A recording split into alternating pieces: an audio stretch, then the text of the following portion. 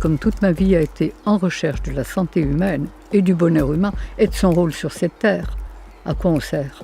On pourrait peut-être se poser la question. Si chacun faisait ce qu'il a à faire, parce qu'on est tous uniques et magnifiques, et on a tous quelque chose à faire sur cette terre, et l'important c'est que chacun fasse ce pourquoi il est fait et qu'il aime le faire. Et c'est à la portée de tous les êtres humains. À partir du moment où on aime faire ce que l'on fait, qu'est-ce qu'on peut souhaiter de plus?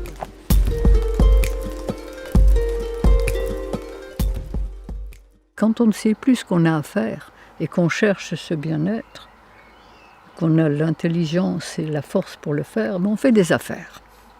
Mais les affaires, ça ne marche pas généralement pour le bien de tout le monde. C'est juste pour son propre compte, même au détriment des autres. Quand on ne sait pas, on sert ce qu'on croit. On croit que notre situation, on croit que l'argent, on croit l'amour, on croit le sexe, on a des croyances, mais ce sont des croyances en pleine illusion qui ne nous apportent pas la totalité de ce qu'on attend. Ce qu'on a élu comme princesse absolue, la suprême rentabilité. Mais on n'a plus conscience aux véritables richesses de la vie. Et on n'achète pas tout avec l'argent. On achète une maison, on n'achète pas un foyer. On achète des médicaments, on n'achète pas la santé. On achète des plaisirs, on n'achète pas le bonheur. On fabrique son enfer et ses souffrances, parce qu'on est inconscient, on est ignorant, comme la pensée crée et attire tous les éléments auxquels nous pensons, eh bien, nous attirons tout ce que nous pensons négativement et nous faisons de notre vie une vie de souffrance, de frustration, de misère et de maladie et de guerre. C'est l'enfer. Et on cherche, parce qu'on n'est pas heureux. Et la souffrance et la maladie sont là pour nous réveiller. C'est le voyant rouge qui s'allume. Et plus on souffrira, plus on va chercher, on va se dire... Alors on va accepter dans un premier temps ce qui nous est proposé, mais au bout de quelques temps, on se rend compte que ça ne marche pas. Donc à l'heure actuelle, le monde entier est en train de chercher et se rend compte qu'il y a autre chose.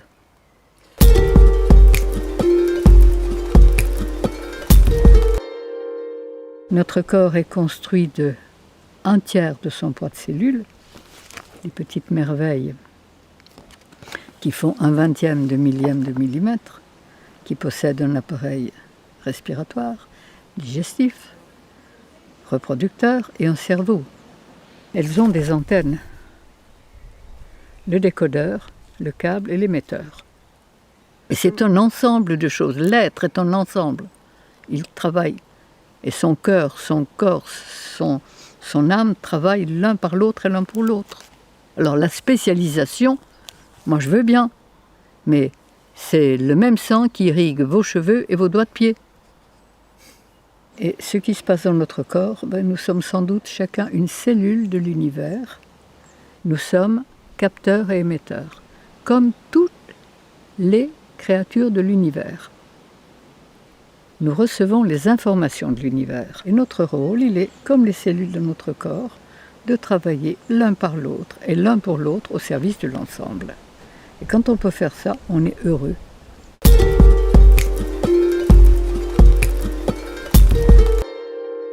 Nous recevons les informations de l'univers. Et ce que les religions ont appelé Dieu, qu'on peut appeler l'intelligence de la vie, qu'on peut appeler comme on veut, il a établi des lois de fonctionnement pour chaque créature. Et la moindre des choses est de respecter ces lois de fonctionnement. À partir de là, on se rend compte que la nature nous a tout donné, absolument tout, pour faire de notre vie un paradis. On est guidé, on est téléguidé en permanence. Et si on est guidé par les forces de la vie, on ne peut que servir la vie.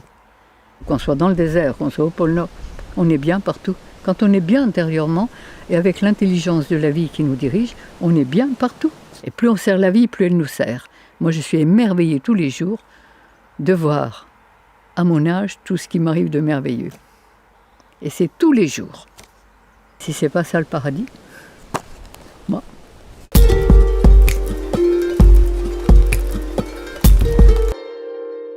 Au départ, on a tous appris que l'homme était cueilleur. Et qu'à un moment, il est devenu cueilleur-chasseur. Et que c'est à partir de là, paraît-il, qu'il a développé... Oui. Alors moi, je dirais que c'est à partir de là qu'il a perdu l'instinct, qu'il a perdu sa guidance cosmique et qu'il a développé l'intellect et le raisonnement. Seulement, il n'était plus relié. Il ne savait plus ce qu'il a fait à faire. Si on ne peut pas atteindre la longueur d'onde sur laquelle sont véhiculés ces éléments qui nous informent en permanence toute notre vie, eh bien, on va recevoir les informations véhiculées sur la longueur d'onde qu'on peut atteindre. Et plus nos cellules sont affaiblies, empoisonnées, asphyxiées, carencées, plus on va capter les fréquences basses. Et là, on devient autodestructeur et destructeur. Et on cherche, parce qu'on n'est pas heureux.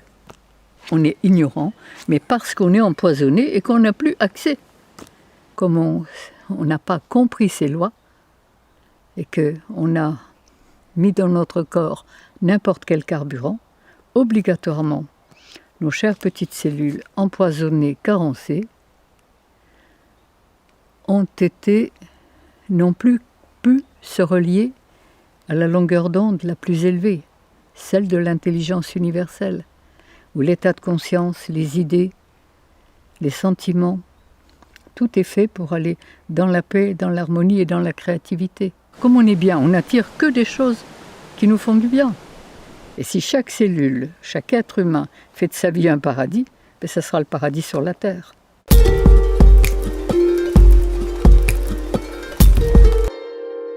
J'ai vu mourir très jeune 3 êtres chers, bien soignés comme on l'entend classiquement. Et là, perdre sa maman quand on a 4 petits frères et sœurs et qu'on a 15 ans, c'est pas très drôle. Et j'ai rencontré quelqu'un qui m'a dit, mais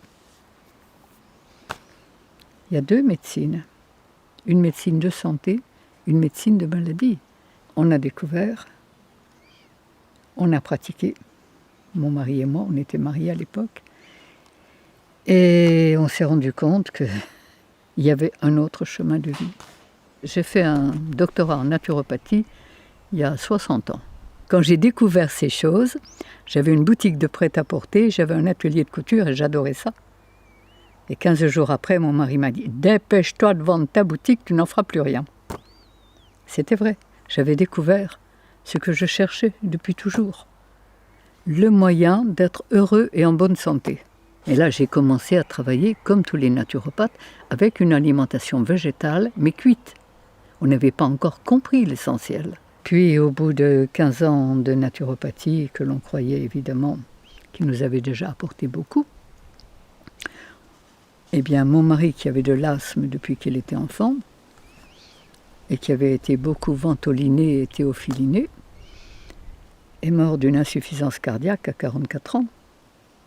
Et ça a été l'élément qui m'a permis d'aller plus loin et de me dire que l'alimentation, c'était une chose, mais que ce n'était pas suffisant. Il y avait quelque chose qui nous avait échappé. C'est la mort de mon mari à 44 ans qui m'a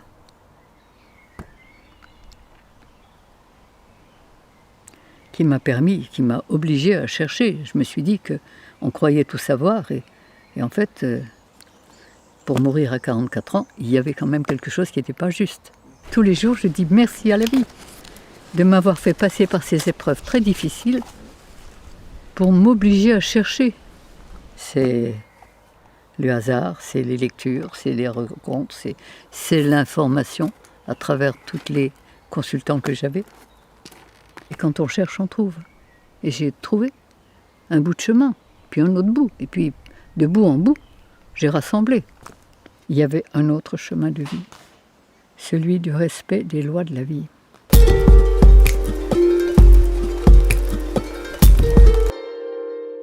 Quand vous êtes relié à l'intelligence, nous faisons exactement ce que nous sentons.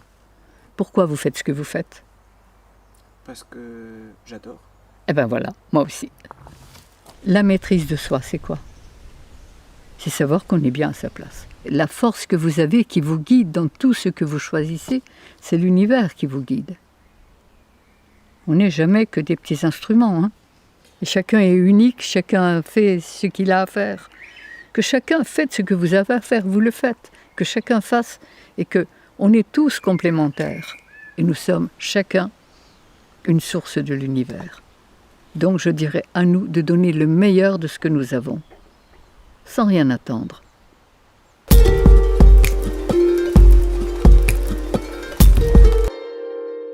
La santé est ce que nous avons de plus précieux. Et c'est la première chose, et c'est le point de départ de tout le reste. Toutes les déviations humaines ont leur racine dans l'alimentation qui n'est pas celle de notre système digestif. Et je me suis rendu compte qu'en mangeant des aliments vivants, ils pouvaient nous apporter de la vie. Étant donné que notre foie, le foie humain, a été conçu et construit pour digérer les fruits de la cueillette, et que le système, les fruits nous apportent l'énergie de l'air, de l'eau, de la terre, du soleil. Les fruits, c'est le sucre. C'est le carburant de notre système humain. Et quand on mange des fruits, on se rend compte qu'on n'a pas faim et qu'il faut en manger peu pour être rassasié.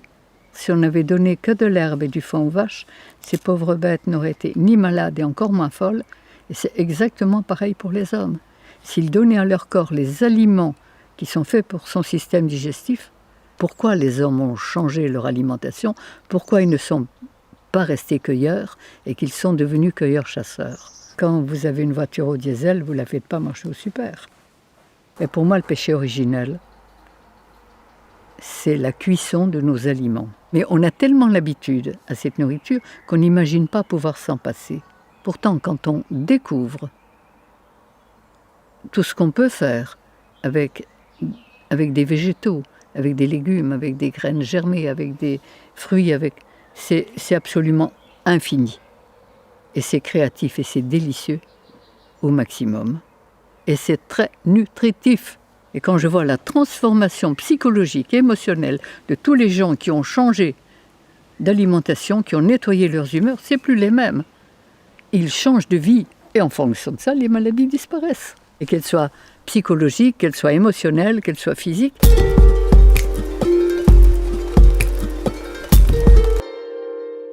Au-dessus des nuages, il y a toujours le soleil et la solution à tous les problèmes. Le mal est l'absence du bien. Le froid est l'absence de chaleur. On ne combat pas le froid, on met de la chaleur. L'obscurité est l'absence de lumière. On ne combat pas l'obscurité, on met de la lumière. On ne combat pas la maladie, on refait la santé et les maladies disparaissent. Je me suis rendu compte que toutes les maladies sont guérissables. Maladie, ça veut dire quoi? Ça veut dire que quand notre corps crie au secours, quand il est en état de souffrance, c'est qu'il veut se libérer, c'est qu'il veut expulser, éliminer des résidus qu'une nourriture qui n'est pas faite pour lui lui a inculqués. Il faut refaire une véritable philosophie de santé, de bien-être. Et je veux faire, et j'ai l'intention, et nous avons l'intention, de faire des éducateurs de santé.